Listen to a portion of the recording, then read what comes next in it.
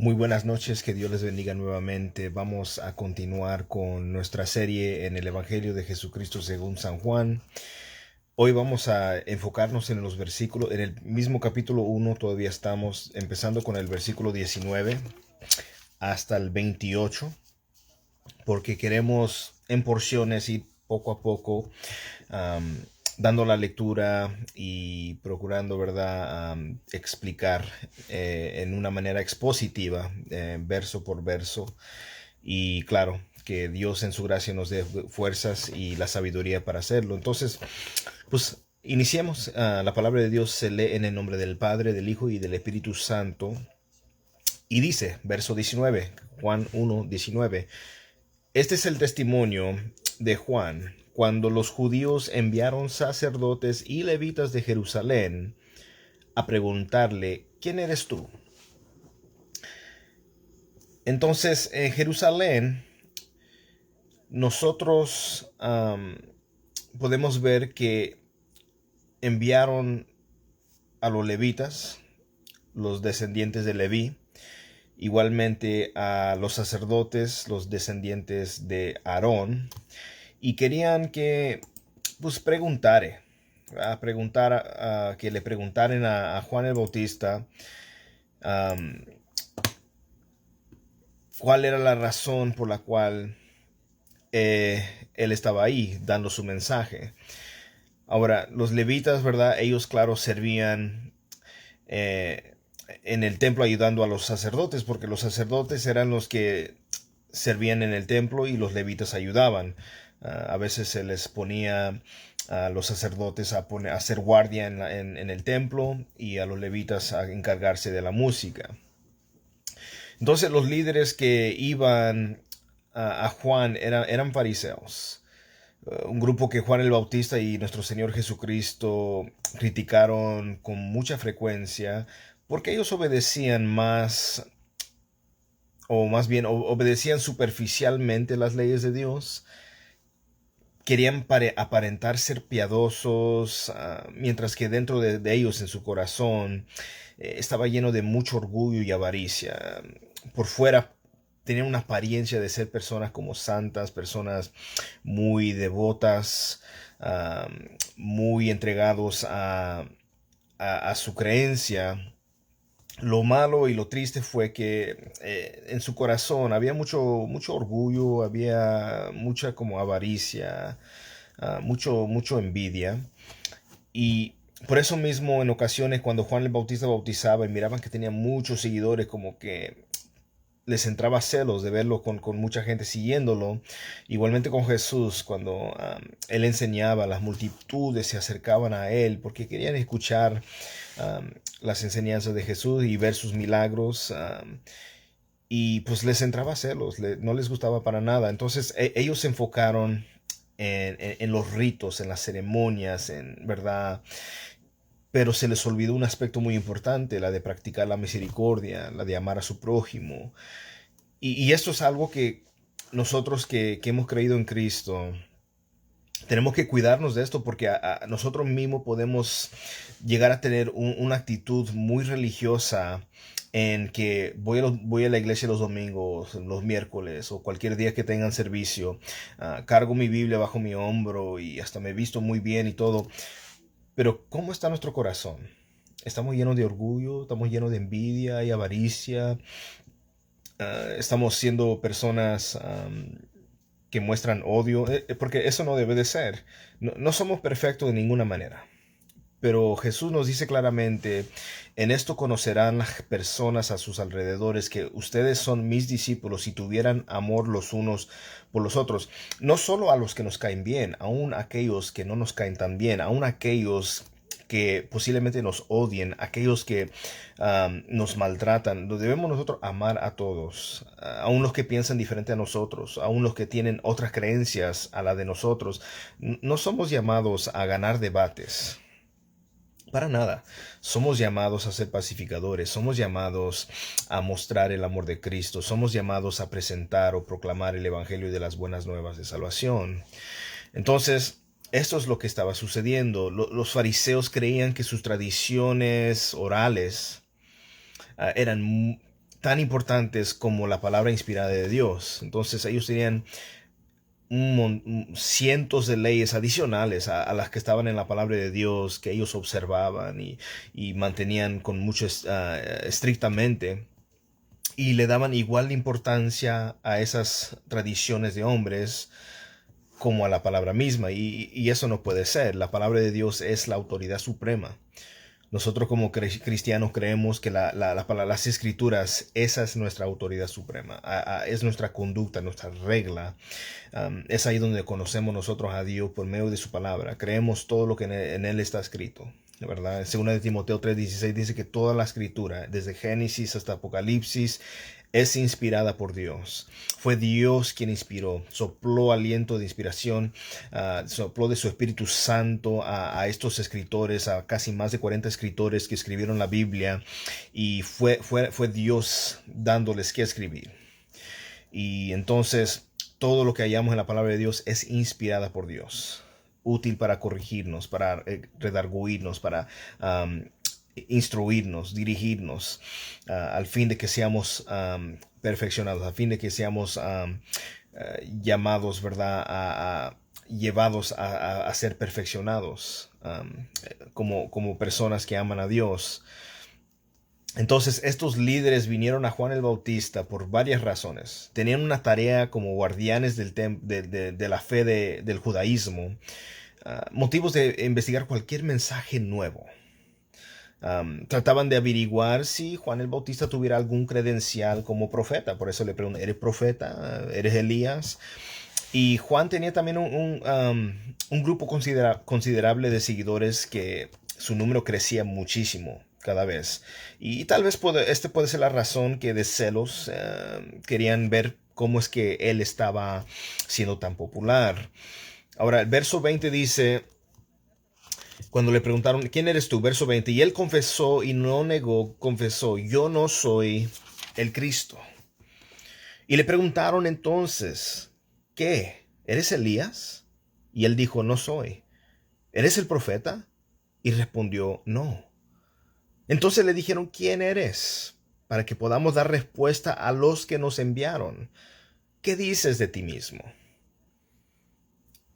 Él dijo, yo soy la voz de uno que clama en el desierto, enderezar el camino del Señor, como dijo el profeta Isaías.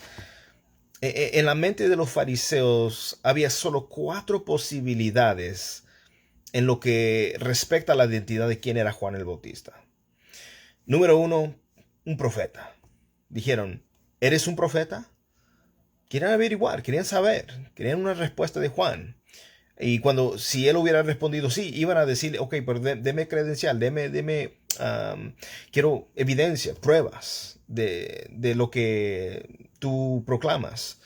Pero él dijo, no, Elías, eres Elías, porque en Malaquías 4:5 habla, ¿verdad?, que Dios enviaría el espíritu de Elías antes que viniera el grande día de Jehová, grande y temible. Y él nuevamente contestó, no, eres el Mesías, eres el Cristo. Nuevamente, no. Y la cuarta posibilidad, ellos lo iban a tachar como un falso profeta. Ellos no, ¿verdad?, tenían la confianza en él de ser un profeta, no tenían la confianza de que fuera Elías, aunque la palabra de Dios profetizaba que vendría Elías, el Mesías prometido. Estaban entre cuestiones de que quién puede ser. Y al mismo tiempo pensando, pues, un falso profeta, uno que ni vale la pena escuchar. Y Juan negó ser estos personajes. En cambio, él proclamó y dijo las palabras que vemos en Isaías, capítulo 40, verso 3. Dijo, solamente soy una voz que clama en el desierto, preparar camino para Jehová. Y los líderes seguirían apremiándolo y para que dijera quién era. Hey, nosotros necesitamos una respuesta. ¿Eres el Mesías que esperamos? Pero Juan enfatizó solo que la razón por la cual él vino. Mi misión es preparar el camino del Señor para el Mesías que vendría. Los fariseos no entendían lo que era más importante. Querían saber quién era Juan, pero Juan quería que ellos supieran quién era Jesús. Él iba a apuntar hacia Jesús. Él reconocía, él tenía que menguar, él tenía que reducirse. Él vino con un propósito, lo cumplió. Él vino a preparar el camino del Señor, llamó a las personas al arrepentimiento, pero sabía que esa era su misión, no la atención sobre él, sino apuntando el que venía detrás de él, que era Jesucristo. Verso 24 nos dice, los que habían sido enviados eran de los fariseos. Uh, lo que esta palabra significa en el hebreo es los separados. Eran líderes poderosos en el judaísmo. Ellos querían aplicar la ley a todos los judíos y no solo a la clase sacerdotal. Ellos querían que todos los judíos se sujetaran a sus normas, a sus tradiciones, a sus reglas. Era un grupo religioso muy estricto de parte del judaísmo. Muy, muy estricto. Iniciaron con un fervor genuino, pero se envanecieron, se les creció y empezaron, ¿verdad?, a tener sus propios, ¿verdad?, tenían sus tradiciones orales, sus propias leyes que ellos igualaban, como habíamos mencionado un ratito, a la palabra de Dios, pero no estaban practicando la misericordia, el amor al prójimo, el mostrar compasión. Y claro, algunos fariseos que sí reconocieron a Jesús fueron Nicodemo y Pablo, llegaron a creer en Jesús y la mayoría pues rechazaron el mensaje de Jesús. Verso 25 dice, y le preguntaron y le dijeron, entonces, ¿por qué bautizas? Si tú no eres el Cristo, ni Elías, ni el profeta. Juan le respondió diciendo, yo bautizo en agua, pero entre vosotros está uno a quien no conocéis.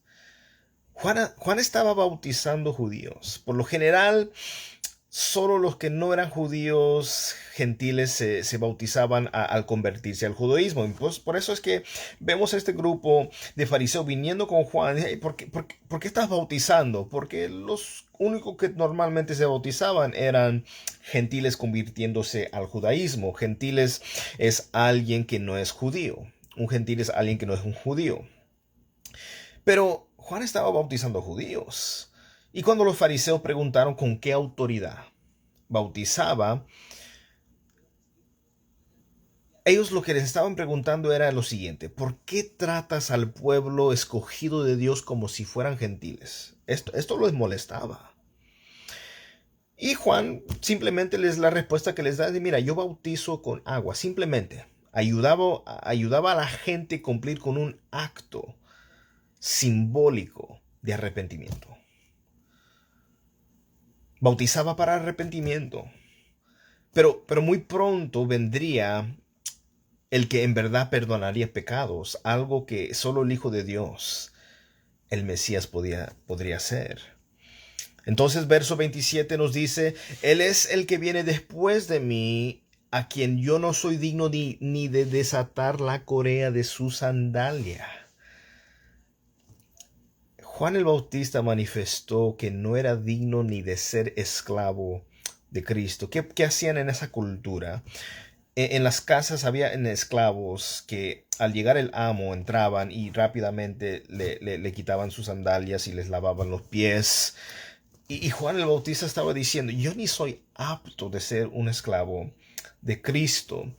Jesús había dicho algo muy importante sobre Juan en Lucas capítulo 7 verso 28. Jesús dijo que Juan era el más grande de los profetas. Si una persona como Juan se sintió indigno de ser un esclavo de Cristo, de estar entregado y sumiso a Cristo, ¿cuánto más nosotros deberíamos hacer a un lado nuestro orgullo para servir a Cristo? No creernos algo, no creernos más importante, porque alguien no crea como nosotros, alguien tiene una creencia diferente. No es razón para tratar mal a las personas, no es razón para creernos mucho más importante, porque la realidad es: nosotros no somos dignos de lo que Dios nos da. Debemos recordar que somos pecadores, que Dios ha redimido, Dios ha rescatado. Somos propensos a fallar. propensos a pecar, propensos a cometer errores, propensos a tener odio, a sentir, ¿verdad?, resentimiento, a sentir, a mentir, a hacer lo que no es correcto.